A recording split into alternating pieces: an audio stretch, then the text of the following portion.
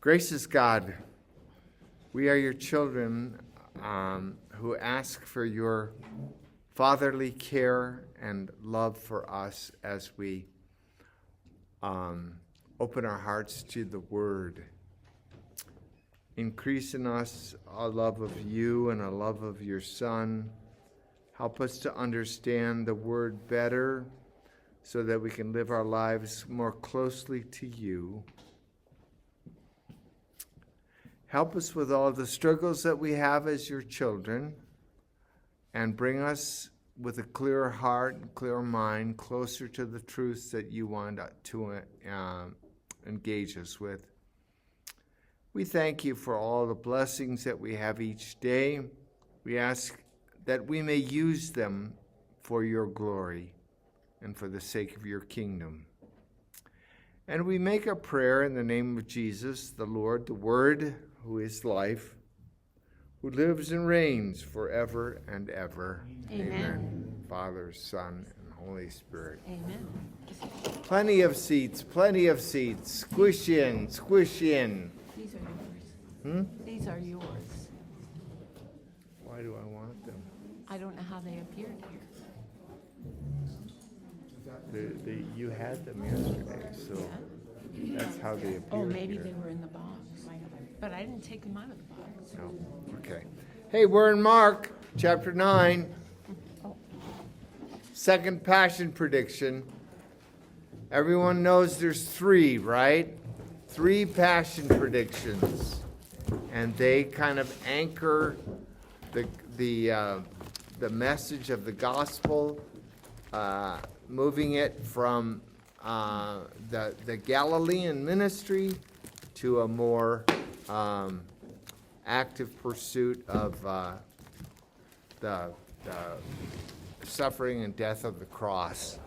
So, we have a lot of people here today. Yes, we do. All right. Full house.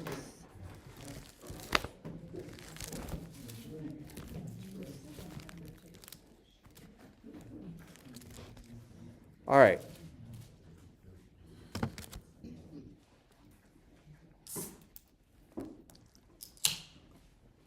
$9:30.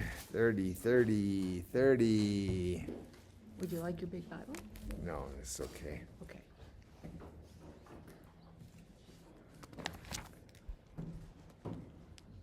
Would you like me to read?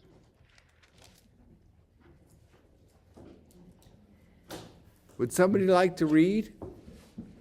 Mike, go ahead. Yes, sir. Mark 9:30. Yep. They left that place and passed through Galilee. Jesus did not want anyone to know where they were.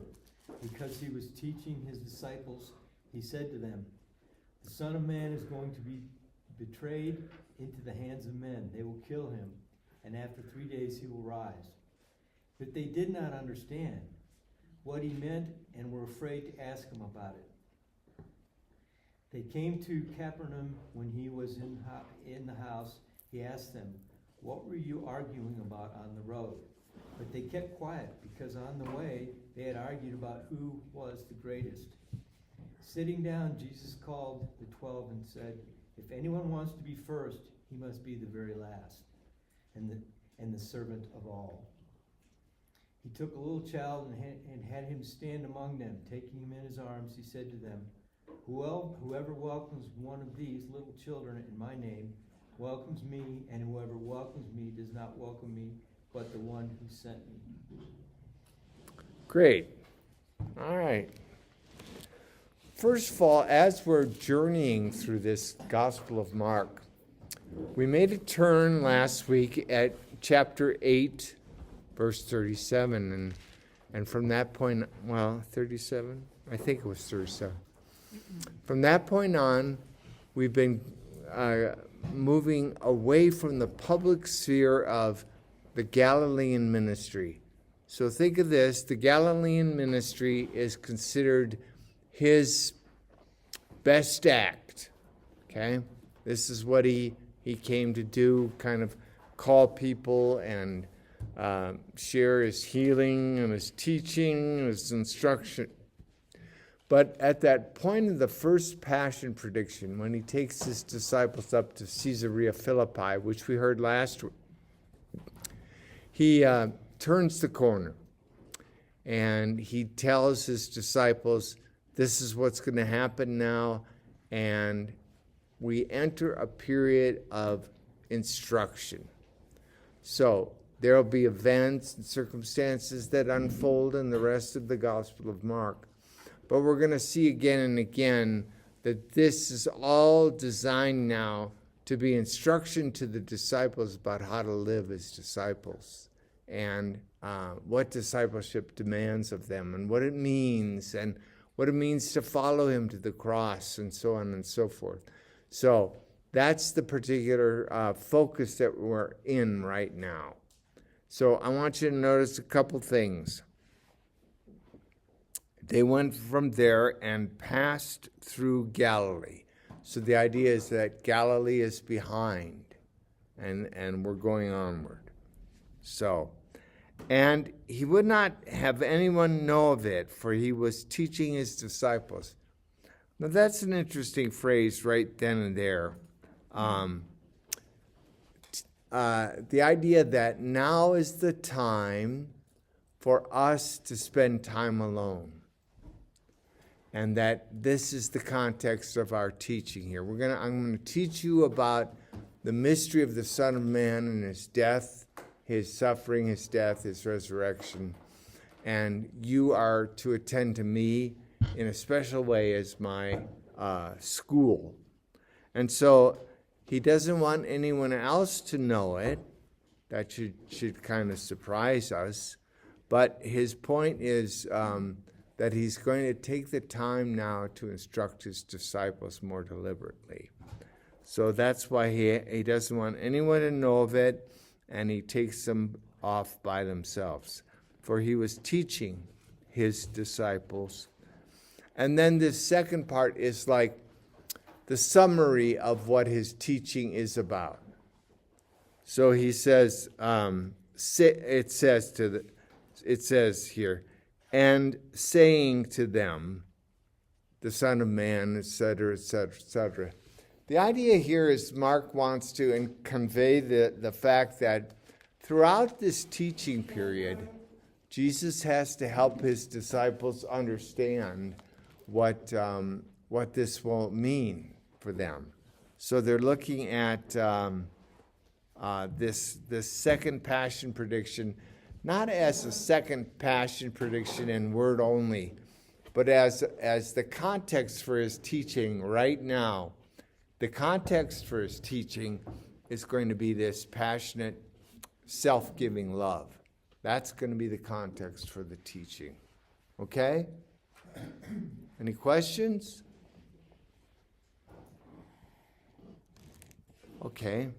Don't see any. But that doesn't mean anything since I can't see.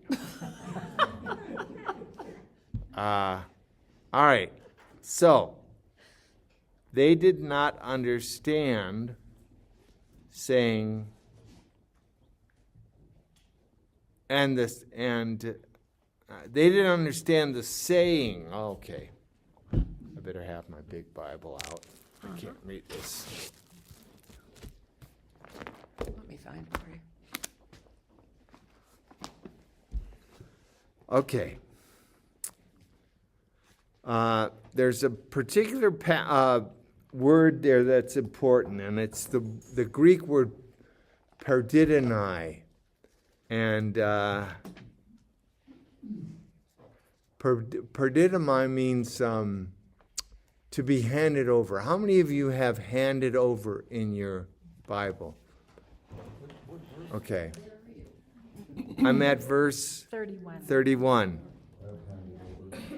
My RSV says he will be delivered into the hands of, but the word perdidomai is the one that's preferred, which means to be handed over or to be handed up.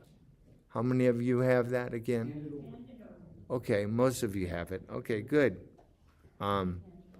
So the idea is that he will be This won't happen by accident. This will happen by deliberate fiat, that somebody is going to actually bring him to his death. That is, escort him to his death, which is really kind of significant in terms of, Right. okay. All right.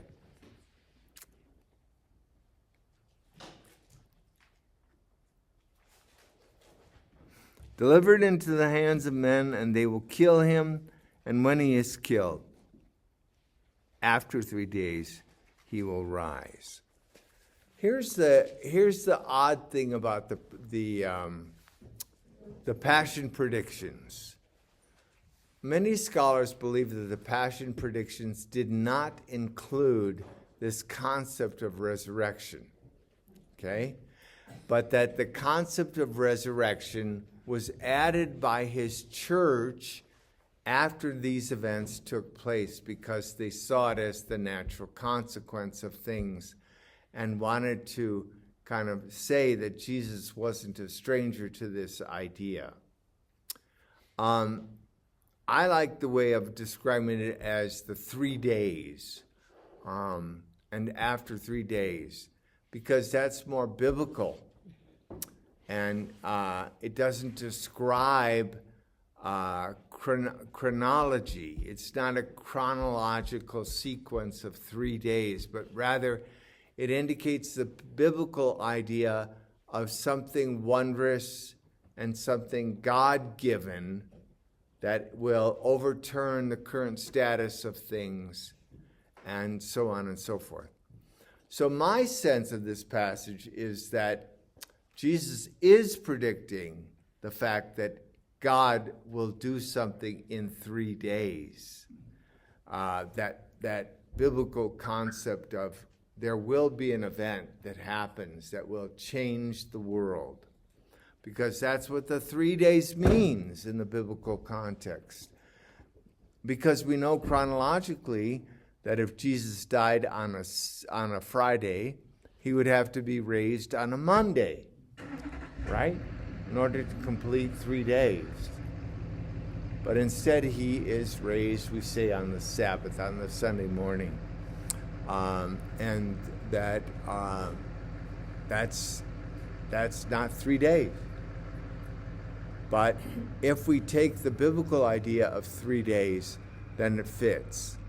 You know, it's Jesus' way of expressing the fact that God will do something.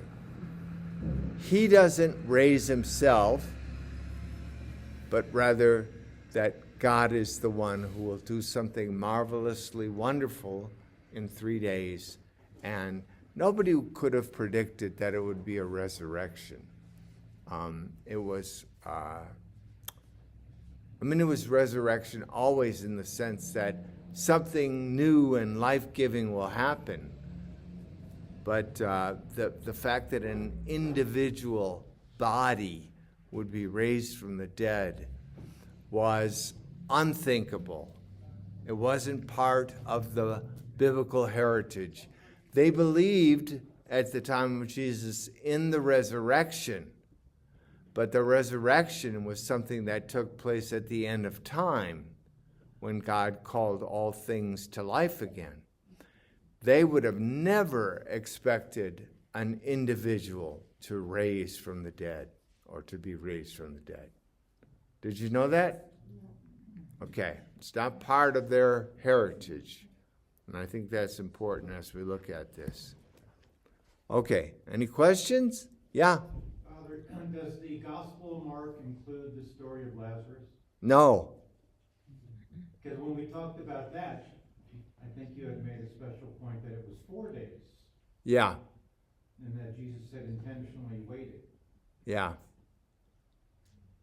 And what are you thinking? Well, I'm glad you explained the 3 days as a biblical construct Yeah. rather than a literal. Yeah. Because I thought it was in opposition to what happened with Lazarus. Oh, I see. Totally different purposes there. You know, in the Lazarus story, the purpose was to solidify his death.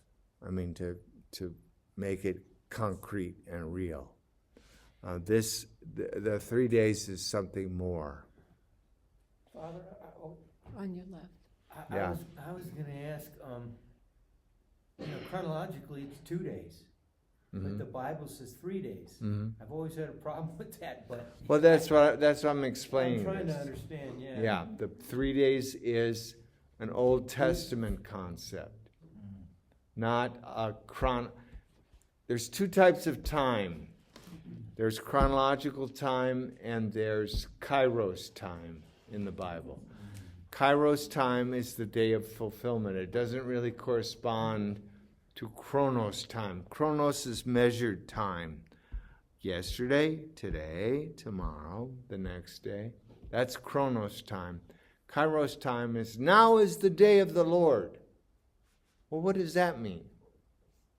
Now is the day of the Lord. Today, Thursday, September 19th, or whatever it is this the day of the Lord? What does that mean when we say this is the day of the Lord? Well, we certainly don't mean chronologically this is the day of the Lord, like this 24-hour period. We mean that there's a time that has erupted into the life of the community that has become an essential day in which God is doing something marvelous.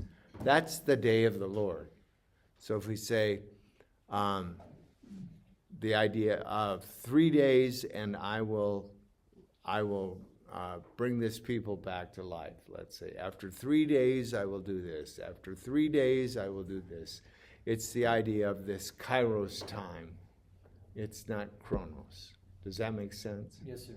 Okay. Anyone else?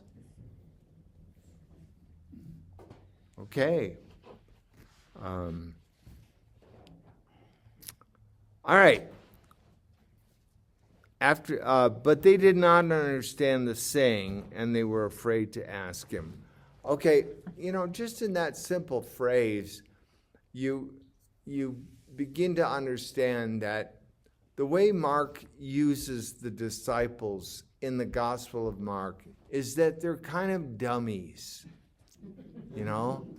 So to say after 3 days he will rise again, and to hear that and to say, but they did not understand the message. Well, what's to understand? It's quite clear there what it meant, but what Mark wants to do is show the disciples struggling to understand who Jesus is and what he's about, because that's the way we are.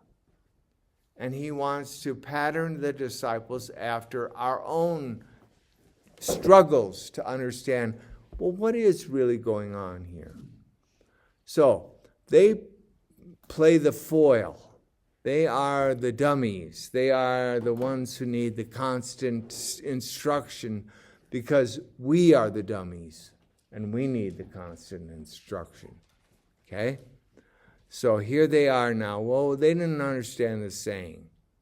Okay, it's going to take a lot of time, a longer period of time for them to come to an understanding. And we never get the sense that in the course of the whole story, they never understand. Because even at the end, after the resurrection, they're all in hiding. They don't understand what's happened, that the world has been reborn. Okay? So the ignorance there, the struggle to understand is our struggle to understand and our struggle against the ignorance of not knowing. They did not understand the saying, and they were afraid to ask him. How does your 32 read? But they didn't understand what he was saying. They didn't understand what he was saying? Is that what you have? Thus saying. Some people have thus saying, and some people have what he was saying. Okay, the idea is that there's a statement here that is problematic for the disciples. There's some kind of statement underneath that kind of crystallizes what Jesus is trying to explain and they're not going to get it yet. So, and they came to Capernaum. Oh, I was going to add about and being afraid to ask him. So that a number of times throughout the gospel, we hear about not just the disciples' misunderstanding or not understanding, but we hear about fear. And we hear about fear as the motivation for not really understanding the whole mystery of God's salvation. So fear is an enemy in the gospel. And so we keep hearing from the agents of God, do not be afraid, right? Do not be afraid. Okay, fear is an enemy of the gospel. Okay, each passion prediction, like this one, is followed by some misunderstanding and some events that help to clarify what's going on. Okay? 3 passion predictions, 3 clarifications, and 3 events that help us to understand a little bit better what the passion prediction means. So let me take a swig of my coffee.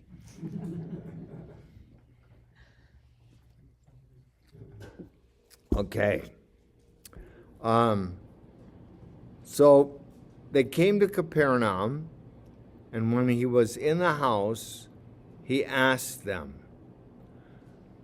what does it mean that he was in the house? Why does he include that little detail? Is this the house where Peter's mother was at the beginning of the gospel? This is the house that Jack built. No, I don't know. It doesn't say that. I mean, we hear that Jesus made his home in Capernaum. So we know that the gospel tradition is that Jesus had some kind of residence or some kind of place of home in Capernaum. So we don't know that it's Peter's house. It could be, but Could just be that it's, to point out that it's a private revelation to the apostles, not Very good. public. yeah, that going into the house or outside of the house has specific import in terms of the gospel. To go in the house is to go into the inner workings of the church, of the community of disciples, of those who have committed themselves to this life, and to have private instruction with them. So what is this saying about the church? Huh? What does it say about the church? We can argue? Well, we can, but I don't think that's what it says. They're meeting in private homes. Well, that's the church, but what does it say about the church? Janet? That is a very private and personal experience. The church is?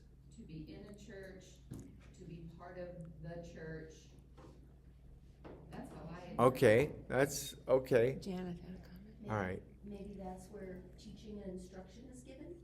All right, think of it in broader terms than that only in the context of the church does the wealth of faith get strengthened and encouraged.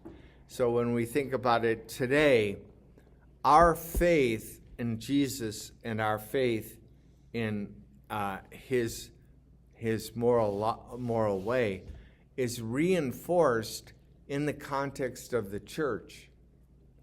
So therefore, you can't be a Christian and not be a part of a church. Church, or the community of faith, or the community of believers, is what builds up, supports, and gives you that understanding of things because you see it enfleshed in the lives of other people. Does that make sense? Church has to be a place where we see Jesus Christ alive in one another. And we continue to learn in that context in the conversations and in the life we share with each other. Leroy? Well, I think you said it very well. I think it's a gathering of the faithful to be instructed. Yeah. Yeah. And in that instruction, that shared knowledge, that discussion, that continued interrogation that goes on in the context of study, there's a deepening of faith, a deepening of love, a deepening of life in the Lord. And so that's what we're suggesting here when he says, let's go to the house, let's sit down, let's discuss this, and let's come to some clarity. And we will have a clarity that those outside do not have. Okay?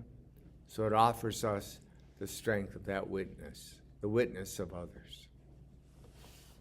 Okay, so they go into the house, and he asks them, what were you discussing on the way? Now, I told you before, I'll remind you again, that in the gospel, when we hear on the way or the way, it's a Greek word hodos. And hodos means the way of Christianity, the way of discipleship, the way of being one with Christ. So, on the way, on your journey of discipleship, on the path. Somebody called. Jesus. He's calling. Okay, so on the way means that, in the path of discipleship, what's going on in you? What are you hearing? What are you struggling with? What were you discussing as you journeyed on your way? But they were silent. For on the way they had discussed with one another who was the greatest. What? Everybody's the greatest. He had just told them that he had to suffer, die, and be rejected by his own people, and they're worried about, well, who comes next? Who gets to the next, title? Now we have, this story occurs in Matthew's gospel and Luke's gospel with the two disciples. Remember James and John. And it's difficult to know, was this story really about those two disciples, or were they just handy for the gospel writer? Well, each of them makes a bigger deal of it, Matthew puts the mother of the two disciples in the midst of the story. I don't know what that intends to portray, but it certainly is not, doesn't make the mother look that good. It's a typical Jewish mother, though. Well, she's worried about, making sure that her sons are set. In Luke's gospel, it's simply the disciples themselves who come up to Jesus and ask that they have seats in the kingdom. So we have this little ditty right here, a kind of condensation of the story, a reminder of the story. When they came to Capernaum, but they were discussing along the way who was the greatest. And he sat down. You see the sat down? Yes. That's a formal indication that Jesus is going to teach them something important. So it means I'm taking my place as your your Lord and your master now. I'm sitting. I'm instructing you. That's the way a rabbi would instruct, or a leader of the people would instruct, by sitting down. So he sits down, and he called the 12. What? So basically there was a group of disciples that Jesus was challenging, and now he calls the 12. And the 12 are the unique group of leaders. Okay. If anyone would be first, he must be last of all and servant of all. So I told you before, and I want to remind you again, that the culture mitigates against this. There was no virtue in humility in Greco-Roman culture. Humility was not something to be prized or looked after. You were supposed to vaunt yourself and make yourself great in the eyes of others. That was your role in the culture. And that's why we have, so many stories of great senators or great heroes or warriors or so in that Greco-Roman culture, because that was what was important. There was nothing else that was greater than that. So even money, titles, and so on and so forth, the greatest thing was honor. And honor didn't let you be humble. All right, now, Jesus comes along, and he offers something very different. If anyone would be first, he must be last of all and servant of all. So, they are now challenged to reorient their lives. Thank you. To reorient their lives according to this instruction or this teaching. And this teaching goes against the culture.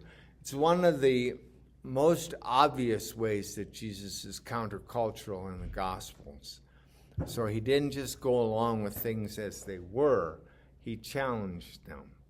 And this challenge to humility is an important one. All right. Then he took a child, and putting him in the midst of them, I like this image of Jesus just grabbing a kid who was there. Come here. Come here. Out of the 12. Put him in the midst of him, in his arms, he said to them, whoever receives one such child in my name receives me. And whoever receives me receives the one who sent me. All right, let's talk about children in the culture. First of all, children were of the least valued in the culture, okay? So it wasn't like, well, whatever we do, we have to think of the children. No, it's more like, well, whatever we do, children come last, okay?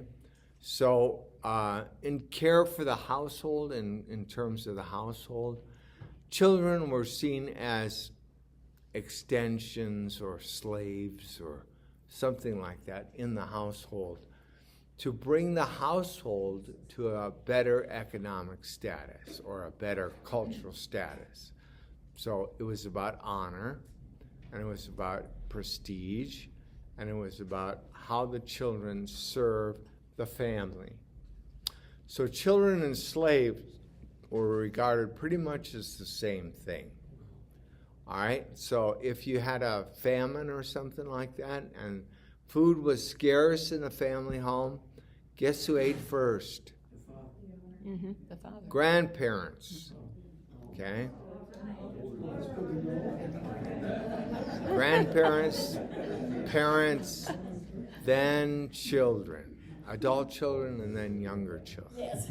Okay, so children were last in the culture and regarded as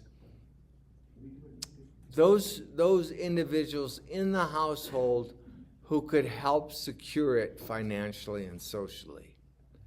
So they were looked upon as those assets that were important in terms of the economic status of the family and the cultural status of the family.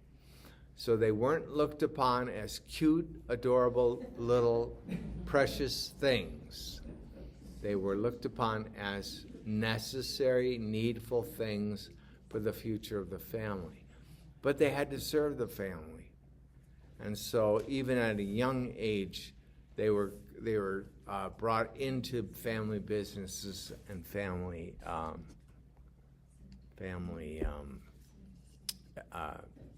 Social status.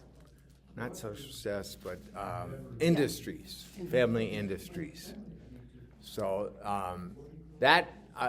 so when Jesus takes a child, the word talia is child in Hebrew.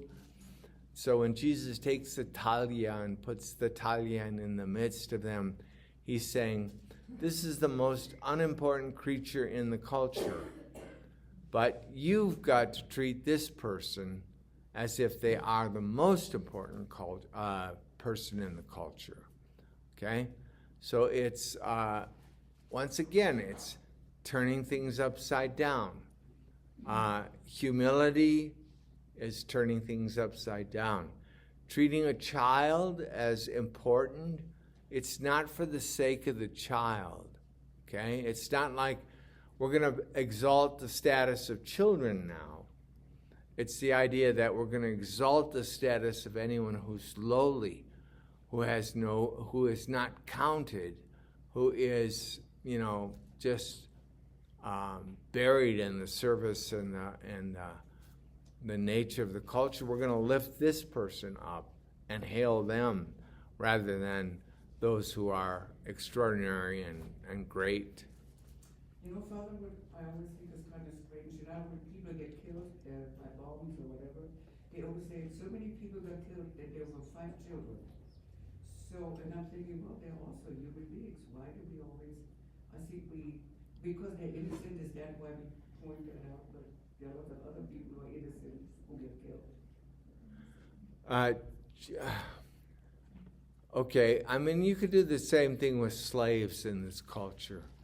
A slave didn't count for anything, and if he were killed, it's nothing. But I think over the years we have come to evaluate or to value children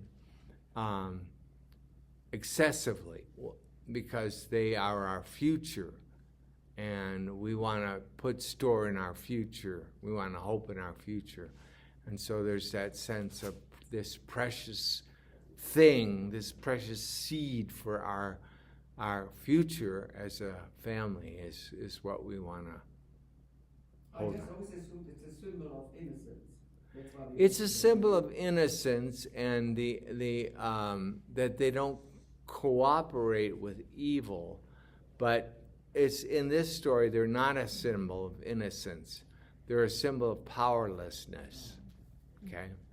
And if I might? Yeah. Could Rick- this also be treated as, this is new insight for me. It's not just the child, it's the vulnerable one that we should. Uh-huh. So it's really the foundation, of the emphasis in the gospel of changing our focus from the powerful to the vulnerable. Jesus himself is the vulnerable child. Jesus, in this passage, he's connecting himself deeply into this whole concept. Go ahead. Remember, this is 1st century. So infant and child mortality was part and parcel of the culture. 60% before the age of 16. Yeah, so there wasn't a lot of emphasis put on children because they might be here and they might not. And even today in Africa, in some cultures, they don't even name a child until they're 2 years old. So it's a very different mindset, very different mindset. So it's not a nasty thing. It was just part and parcel of, well, We don't really know if this is going to be a person. Yeah. So All right. What? is Jesus basically saying everyone matters? I mean, if it came right down to that, he would be saying that. But he's talking about who is important, and if we, I don't think he's like lifting up somebody lowly and saying, now this person you have to hold in importance. I think he's saying, yes, everyone is important, but more importantly, nobody is important. And that's, against our cultural grain, because we want to signify somebody's important. Somebody has the right to say something. So, yeah. And remember, this is in response to the question, who's the greatest? So it's the opposite of what the disciples were focused on. It's like, you want to talk about great? Look this way, not that way. In a little bit of summary then, I can understand the apostles' discussion about what happens to me. I want to be considered a place in your kingdom. Now, I don't know what the kingdom is, and I don't know what you're really talking about in terms of dying and rising, but I want to know how I'm going to be taken care of. And I think that would be a human emotion if we were in this position, wondering what happens to me. Yeah. I agree. I think that's a very natural response to Jesus' word, and the challenge that he offers in terms of a vision of, or a future of destruction, his own destruction, and what's going to happen to me is critical in that discussion. Any other questions? Yes? But it's what happens to me in light of this community. It's not just an individual. Because again, first century Judaism, it's a community. We think first of personal, individual. They think of community. So it's like, okay, if Jesus is going this way, he needs successors. So how do we decide who's going to do this? But it's for the community. It's not necessarily, I got to take care of myself. We got to see who's going to take care of us. Yeah, so there's a lot of emphasis on the family and the importance of the family in that context. And that's primarily where the focus is, rather than the individual. It's how does the family survive? How do the loved ones keep going?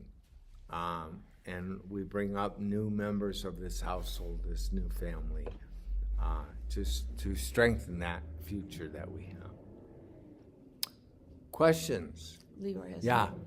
But if I'm in the discussion, and I'm having a discussion with my friends, and we're talking about who's gonna be the greatest, I am still thinking about the kingdom, that I'm not sure what that kingdom is, and I want a place in it. So I think it does become personal to them. We just don't start there. Jesus' disciples wouldn't have started there. I mean, we can apply that to ourselves, absolutely. But Jesus' disciples would have been thinking about, okay, the teacher has created this group and he's trying to tell us something more, but if he's going to die, who's the one that's going to take over for us? So it's a both and, but we don't start with the individual. Yeah, I think that's really important for us to understand. This culturally very different. Culturally, it's not us. It's very different than the way we think.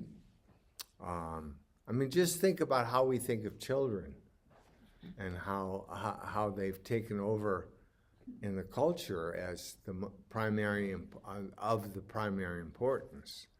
And so then again, the whole idea of humility as a virtue is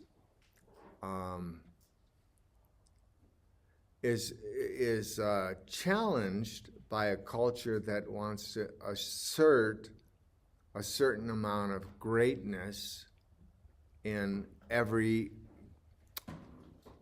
participant.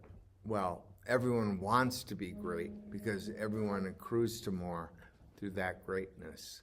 So, anyway, yeah, that's the ultimate thing that's happening. Just a question about, in that time, the relationship between a rabbi or a teacher and the students or disciples. Was it more a one-way street? I have the knowledge, I'm the authority. And so it would be not so usual to take questions or be challenged, as opposed to something like this, where you have a discussion and then you develop your learning. So in the culture, if one was a cultural rabbi, your duty was to transfer information that you had received. And so in that sense, you take questions pertaining to the information that you have received. And you don't expect that the disciples or your disciples are going to have the answers because you've been primed to be the informant, that you have the information. You've been selected to do that. In this context, we would assume that a rabbi or a teacher would probe with questions. Not expect answers, but probe the mind and the heart. And so that's how Jesus performs his role. He probes by asking them questions. Okay, reveal to me what's really going on. What's really going on in your heart. And then we'll talk about that. So, and then again, we have to remember that the Bible is all condensed. This isn't the conversation that Jesus had with his disciples. This is the digest of it, So the conversation would have been much more extensive and much more engaged. Jesus engaging them and challenging them, pushing them, asking them, all the rest. Does that make sense? Okay. So we got to keep that in mind as we go forward and we look at these stories, because otherwise we think that, well, this is the way it really happened. No, this is somebody's idea of how it happened. All right, we're done with the gospel, so any more questions? Yeah? How do you respond to the last statement in terms of Jesus' focus when he says, whoever receives one child such as this does not receive me as the one who sent me? You have does not receive me? Yeah. Yeah, what I have is whoever receives this child and whoever receives me, so both are included, but then he adds, receives not me, but the one who sent me. Okay. I'm looking at my text here. That's 37. Yeah, okay, 37. Yeah. Yeah. And your question is, what does it mean not to receive him? Right, and moving apparently the emphasis away from himself to the Father. Okay, that's Jesus' intention from the beginning, don't you think? Right. His whole intention is to draw people into the life of the Father. It is really the church that after Jesus' death and resurrection, they make him the focus of life in God. And so at this time, Jesus is always going to point to the Father and make him the one that we're responsible to and gift our lives to, right? Did you want to add anything to that? No, that's how my mind was working on it as well. Yeah. Okay, let's take a break.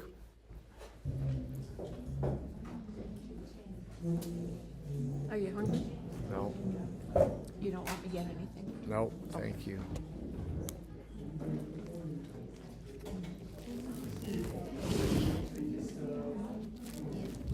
Now we got to go to wisdom, which Mary doesn't have. I don't in her have. Bible. I don't have it. Oh, Doesn't excuse you from being responsible for it. I read it before I came. What? I read it before I Okay. came today. And I meant to bring my copy of I this. see.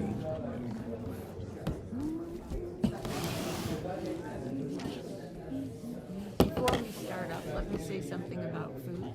'Cause About I'll- what? Food. I'll bring a Food. sign up next week. No, that's Diane's work. No, honey. Oh, you Wow. for us at home? Yeah. Oh, okay.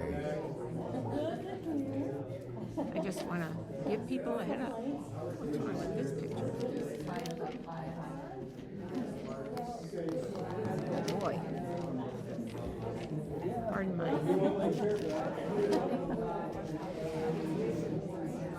Okay. Right?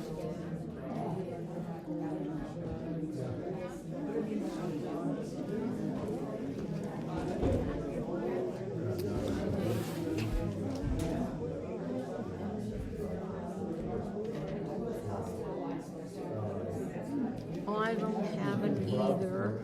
Huh? I don't have it either. You Mine have, is. you have an RSV. I do. Yep. More literal. You don't want to keep that face, trust me. Sometimes it's the only way I can see. Where are your glasses? Get your glasses. I still think that there should be a stronger. Well, what am I doing? I'm hanging out. Have you know this guy? You want another pair of glasses? Oh, Does that look better? oh, or worse? Scott. What are you talking about? Come on. You want something from over here? Somebody No, get something I'm- from? I'm all right. You all right? Yeah. Okay. Yeah, I got my 4 grapes. I got my 3 grapes. Yeah. You grow those in your backyard? Yeah. You wish. I'll be back in a second. The raccoons ate all of my grapes.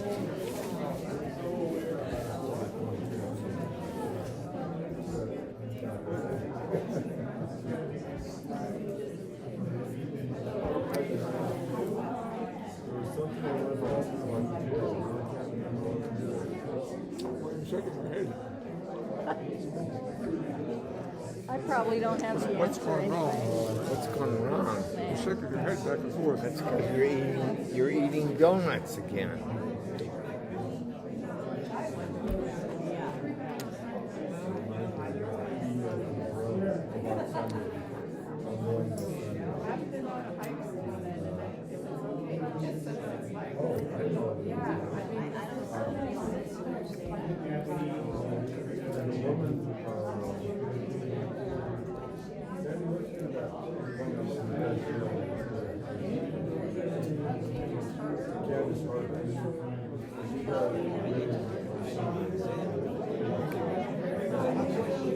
Oh, she does a Bible study, right? Uh-huh.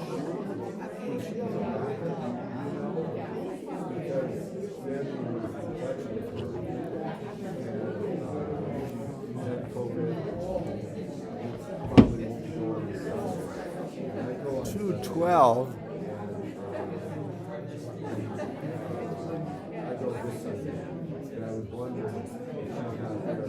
Those are words Oh, I wrote that's right 13. there. Woe to timid hearts and drooping hands, the sinner who walks in in a double path. Walks a double path. How you doing? Good. Spending time out in your backyard? Pretty days we've been having a little bit. I mean, it's been rainy the last, Yeah. weekend and stuff. Yeah. Yeah, when I get out there and it's not too cold, most days I'm out there. Oh yeah. How you been doing mobility? You doing all right? Yeah, the vision keeps getting That's worse. the biggest issue, right? Yeah. The biggest issue is my vision, and Still left eye?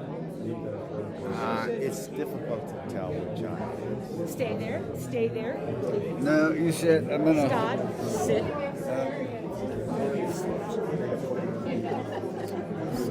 You got Yeah. a lot to bend over. Well, that's okay. That's okay. We were coming to pound on your door the other day, and Oh, yeah? had a bit of a mishap. Had a deal that just with the house. It wasn't any big deal. It was something I had to deal with. Strangely, are you familiar with radiant floor heating? You know what that is? Yeah. So, 25 years ago when they built the house, these guys put a nail Why they're through uncomfortable with your being there. a tack strip where they put carpet down. Yeah. So we're putting some new carpet, and so we pulled up a tack strip and had just a gusher of all this fluid and stuff in the house. Yeah. And so anyway, that chewed up about 3 days or 4 days worth of stuff just trying See, to. you should have left well enough alone. Just lived in it. Yeah. Okay. Well, fine. No, so we'll swing by. Gonna do it. Lila's in town and that, so we'll try to swing on by together. Okay. Yeah. About Good. works with girls.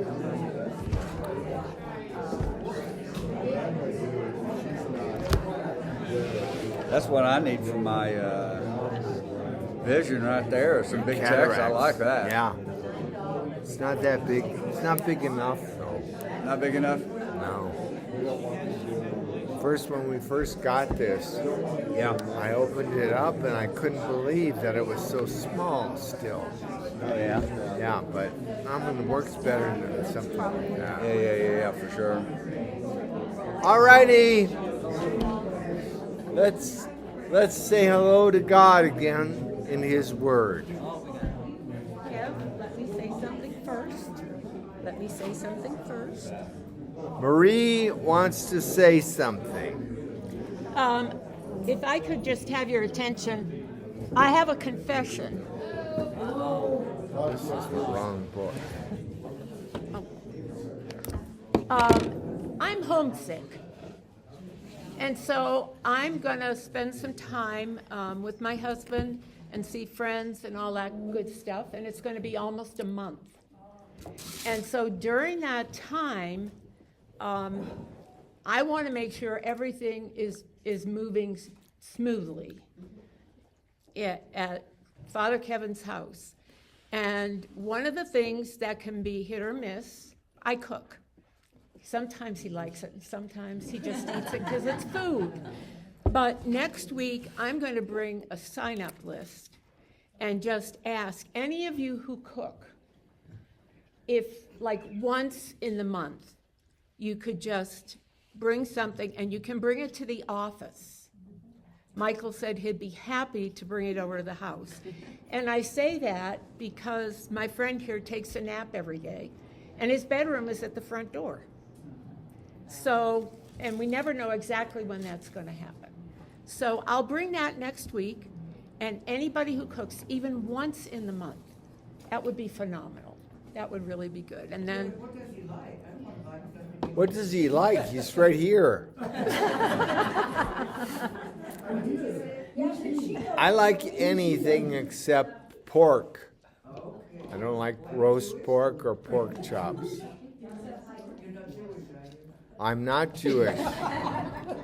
and initially, as people were bringing food, I asked that it be soup or a stew, but that's because Father Kevin had his arm in a sling. But he can manage anything now, I can almost manage a fork. on a good day.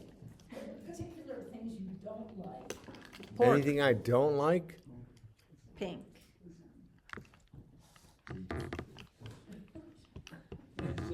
No, just pork.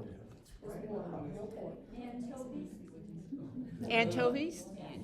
Oh, I love anchovies. I do too. I didn't know that about you. Yeah. All right, let's look at the Book of Wisdom.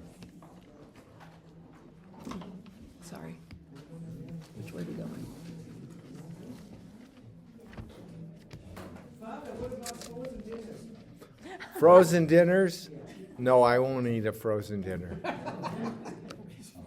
can't find it. You sure this is the wrong book? This is the Wisdom of Ben Sira. It should be the wisdom. It should be just wisdom. This might be it. No, that's a different book. Well, we go from this wisdom into Isaiah, I believe. Book of Isaiah, so. Here we go, I'm sorry.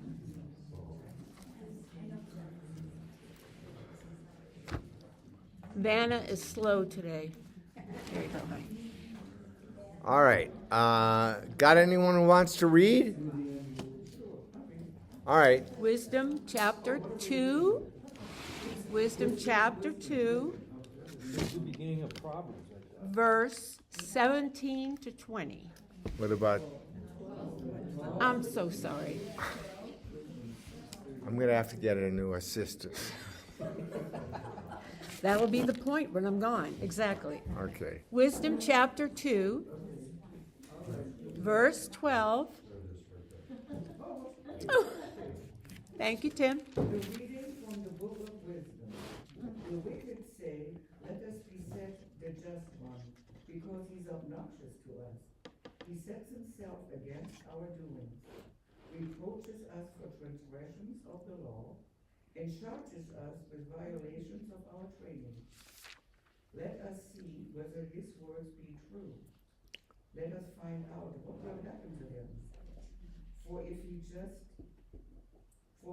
the just one be the Son of God, God will defend him and deliver him from the hand of his foes. With All right. revilement and torture, let us put the just one to the test, that we may have proof of his gentleness and try his patience. Let us condemn him to a shameful death, for according to his own words, God will take care of him. All right. Thank you. First of all, let's figure out what is the context of this passage. Where does wisdom fall in terms of one of the books of the Bible? Is it old? Is it new? Is it what? New. Who's saying new? Oh, how new? Who knew? Close to the New Testament. Yes, I mean that's good. That's very important. The book of wisdom does not appear in Protestant Bibles because it wasn't written in Hebrew. It was written in Greek. So remember that the Greeks took over the ancient world, the Mediterranean world, in the 3rd century BC, or end of the 4th century, beginning of the 3rd century BC. This is the beginning of what we call Hellenistic hegemony, okay, which means that the Greek mind, the Greek language, the Greek perception of things was consistently spread over the whole Mediterranean world. it is out of this context that the book of wisdom arises. It comes out of this context of the importance of the eventually Roman, Greco-Roman culture. The Greeks had a deep love for and respect for wisdom as an attribute of God. So this concept of wisdom as a feature of God needed to be explored in terms of the Hebrew mind and the Hebrew talent, in terms of its writing and so on and so forth. The Greek world, the Greek cultural world was centered in Alexandria. Kind of get my words right. Alexandria was in Egypt, okay, in the delta region of the Nile. So you have Alexandria being one of the foremost places in which Greek culture was disseminated. Okay? Everyone knows where Alexandria is, right? Yes. Okay, generally speaking. The idea is then that many writings, much philosophy, much thinking about wisdom and about the important things of life originate in Greek-speaking Alexandria, northern Egypt. This book itself was probably written sometime around 50 years before Jesus, and within this total culture of the Greek world and the Greek mind. So remember that there were Hebrew communities in various locations around the Mediterranean after the great dispersion that took place in 722 and then again in 587. So this dispersion of Greeks, of Jews around the Mediterranean was reinforced during the Hellenistic period, because these communities would then have synagogues and then develop their own schools of learning and things like that. So you have this body of literature that grew up in the various communities. So you had a Hebrew body of literature. You had a Greek body of literature. You had an Egyptian body of literature.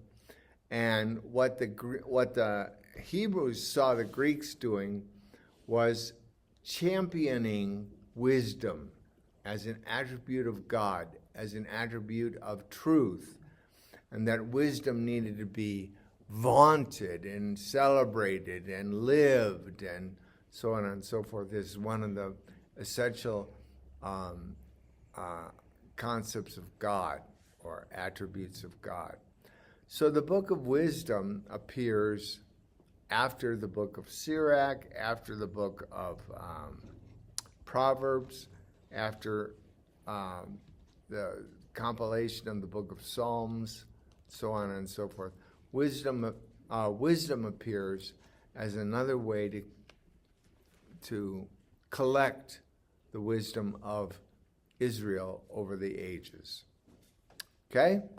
So, wisdom might have been being written around the time of Jesus. So it could even have extended into the time of the New Testament, because it was done in Greek cultural schools and so on and so forth.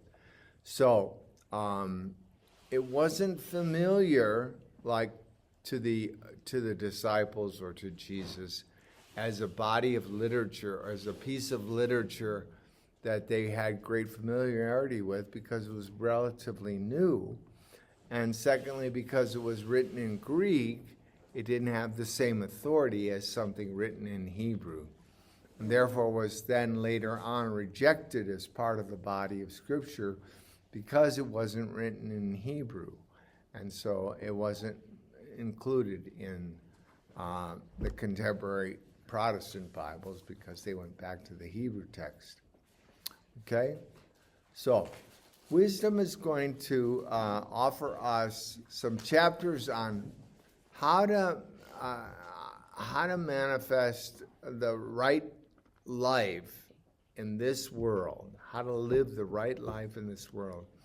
But then it's going to go on to present Solomon as the author of wisdom, as the author of, it's an account that brings in Solomon, even though Solomon is long dead, because Solomon has the tradition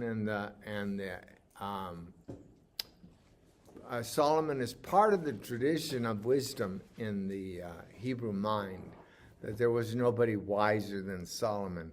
And so if you're going to have somebody reflect on human experience and demands upon human life and the best ideas of how to live humanely, one is going to invoke Solomon. He's our greatest figure of wisdom.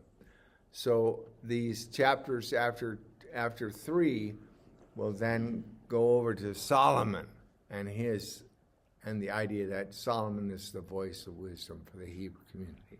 Father, could you please say that in your own words, let us beset the just one because he is obnoxious. Could you say this another word? Yeah, let us Beset.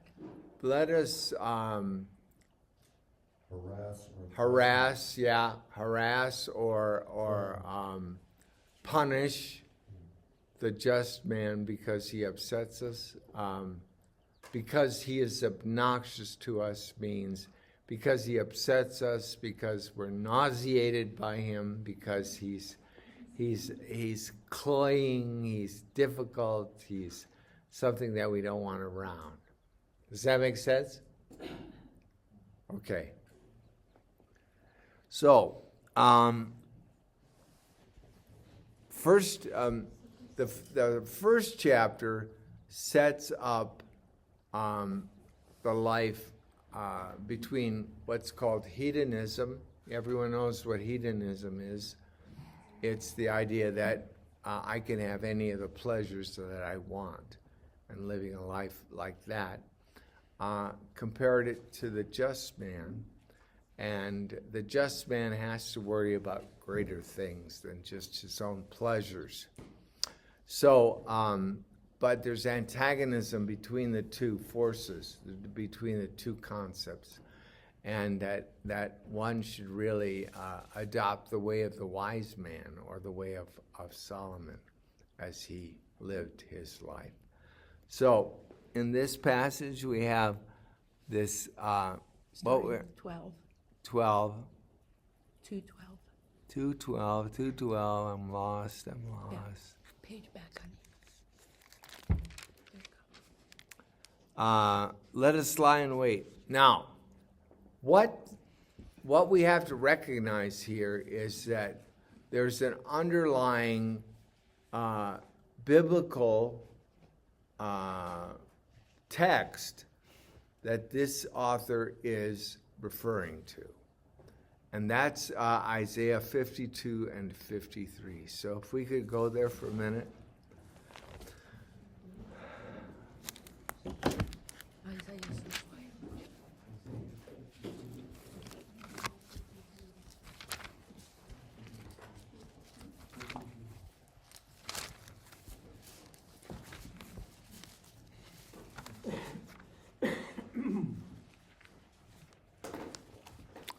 So last week we looked at the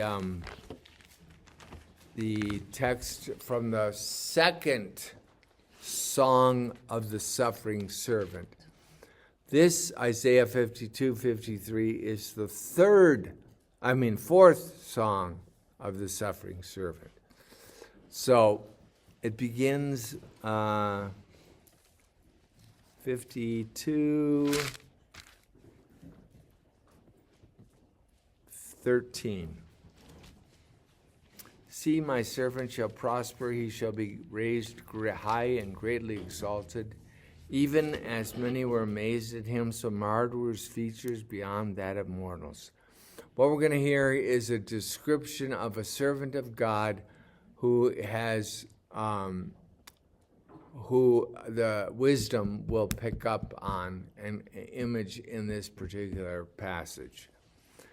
His appearance beyond that of human beings, so shall he startle many nations, kings shall stand speechless, those who have not been told shall see it, those who have not heard shall ponder it. Who would believe what we have seen or heard? To whom has the arm of the Lord been revealed? He grew up like a sapling.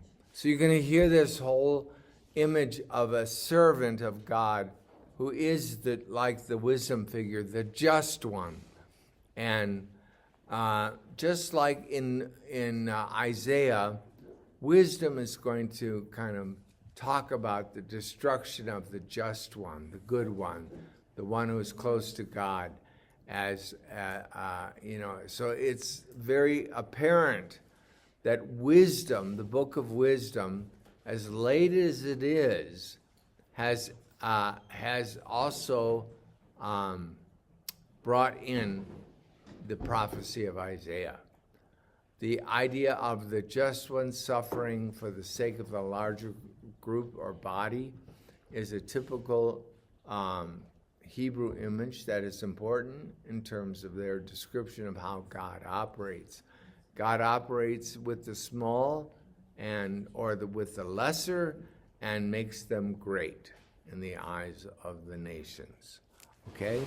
So back to wisdom. Where is it again? It's after Sirach. Before Sirach. Sorry. It's right next to Sirach. Yeah, it's right near Sirach. Chapter 2. All right. Okay.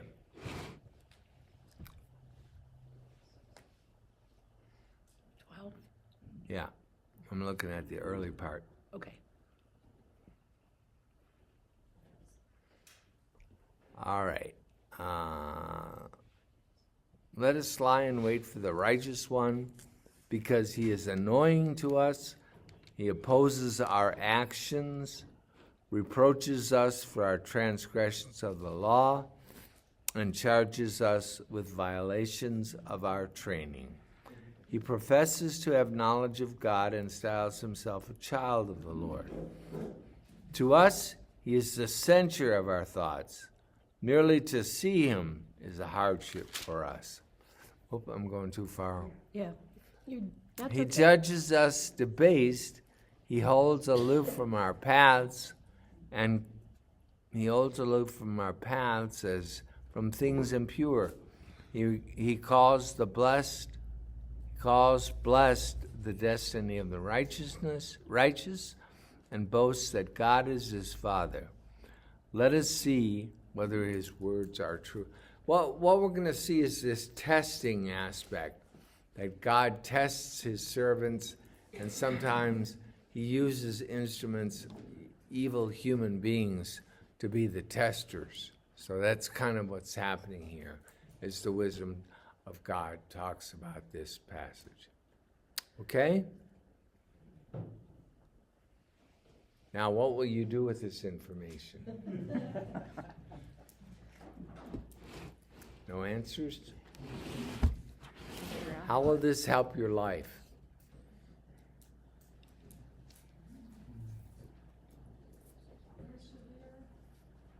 What was that? Persevere. Okay, Have a closer relationship with the Lord. okay. Have a closer relationship with the Lord. Persevere. Anything else? I'm kind of struck by, the Pharisees and scribes didn't have a live and let live attitude. And it's like, why were they so threatened by Jesus? Just, let him go off and say his thing. But when he sets up a standard and they can't meet that standard, it's threatening to them. Yeah. And so that kind of getting into that, the wicked are threatened by righteousness, because it sets up something that, a standard that they get compared to. Yeah. Good. Yeah. Anyone else? Yeah. We're going to be tested, and that we need to overcome those tests in our life. Can you hear there? Yeah. Okay. It's true. Testing is just part of living. Anyone else? Okay, let's look at the letter to James. As we continue in this.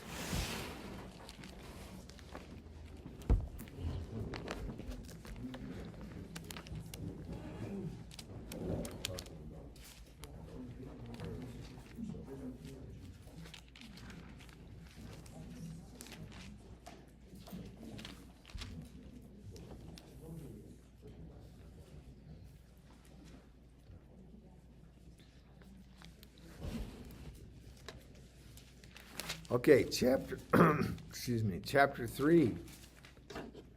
It's cut up. Huh? It's cut up. It's cut up, yeah. Okay, 16 to 18, and then 4, 1 and 3. For where jealousy and selfish ambition exist, there is disorder and every foul practice. But the wisdom from above is first of all pure, peaceable, gentle, compliant, full of mercy and good fruits, without inconstancy or sincerity. And the fruit of righteousness is sown in peace for those who cultivate peace. Where do the wars and where do the conflicts among you come from? Is it not your passions that make war within your members? You covet, but you do not possess. You kill. Oh, I'm lost. Oh.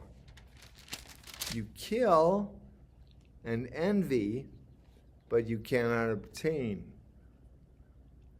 You fight and wage war. You do not possess because you do not ask. You ask, but do not receive because you ask wrongly to spend it on your passions. Okay.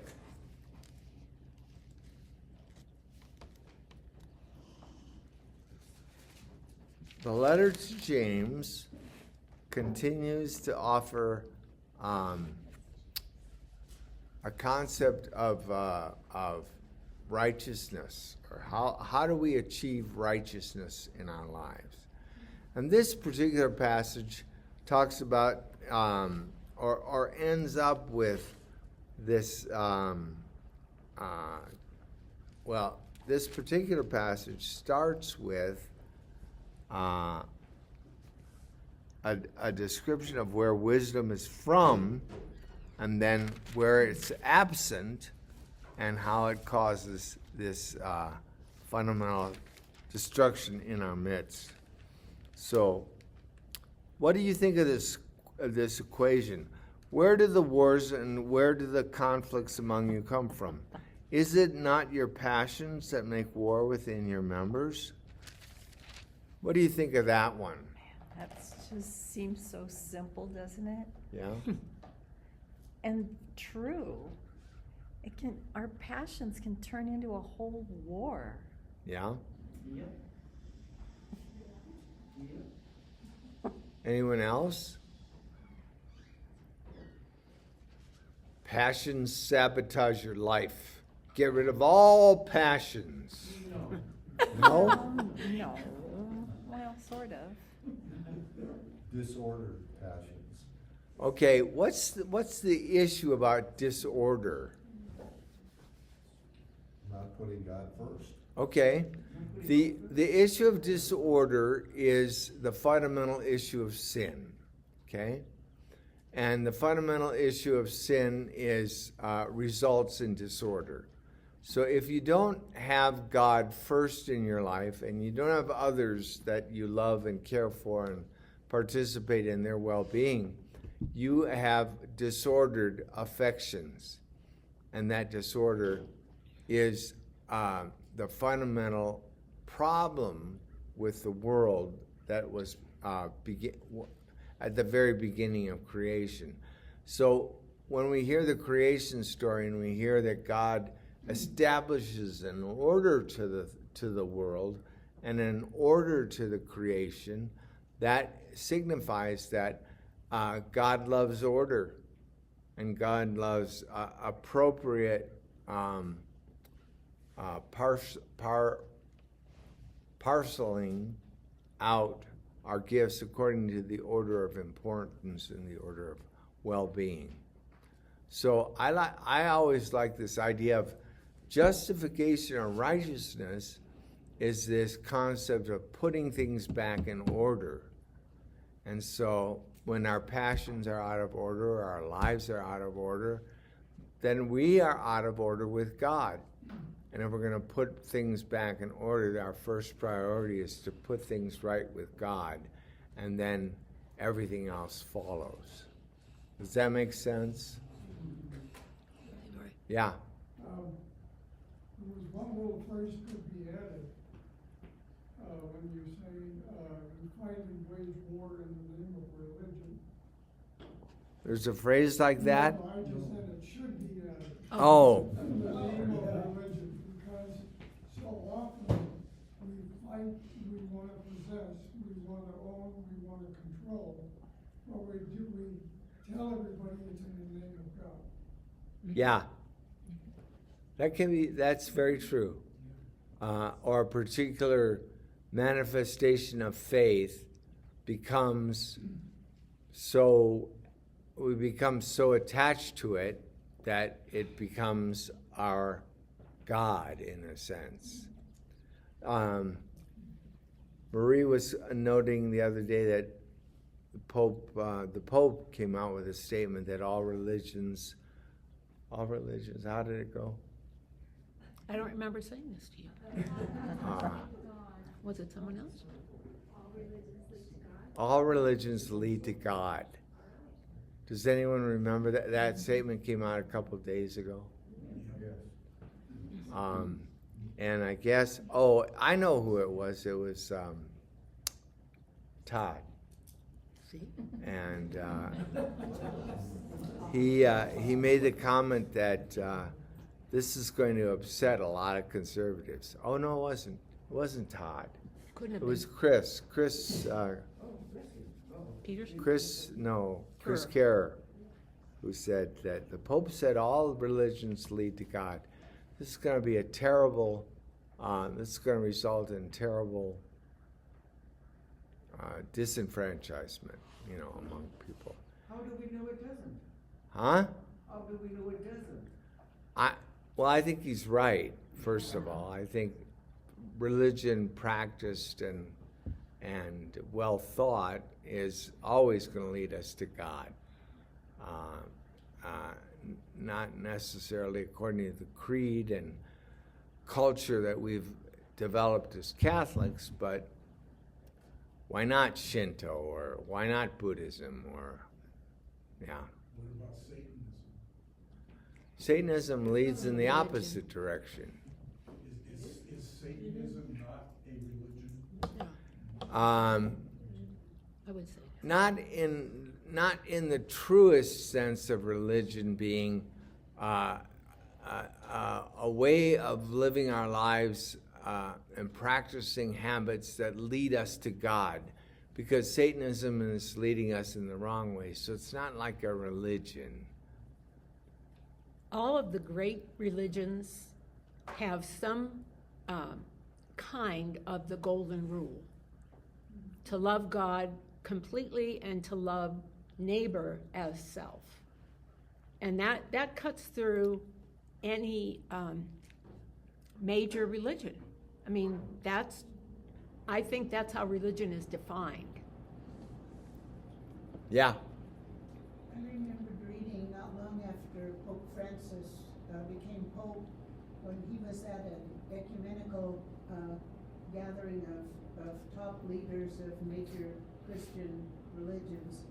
And he said something to the effect of, Christian unity will come about one day, not because everybody decides that one is correct and all the others are wrong, and everybody joins the one correct one. It'll come about when all are looking to God, and the Holy Spirit brings people together.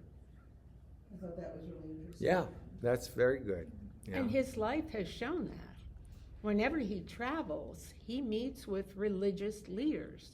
And they are not all Catholic and they are not all Christian. But he's been trying to build those bridges of respect. I think it's people who translate it for themselves in their own way. I think they just translate it, understand it in a different way, or want to go a different way. I don't think it's the true religion that they're in. Since you said they all have one point, but everybody, I think, translates it their own way. Maybe that's the problem. And I think verse 17 is a good test. It's a good test. Wisdom from above is pure, it seeks peace, it is gentle, willing to yield, to listen to another perspective, full of mercy and good fruits, without a trace of partiality or hypocrisy. So I think that's the test. And if, as we live our lives, if we can't say yes to that, it's a challenge. I think that's a faith challenge. This is an example of the author using a well thought out list that exists already, but this is how he wants to amplify an understanding of God and faith. And he uses this list of virtues to help us see the beauty of it.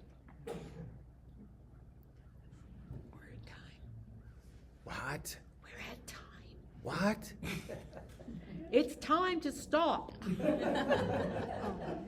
All right, let's stop.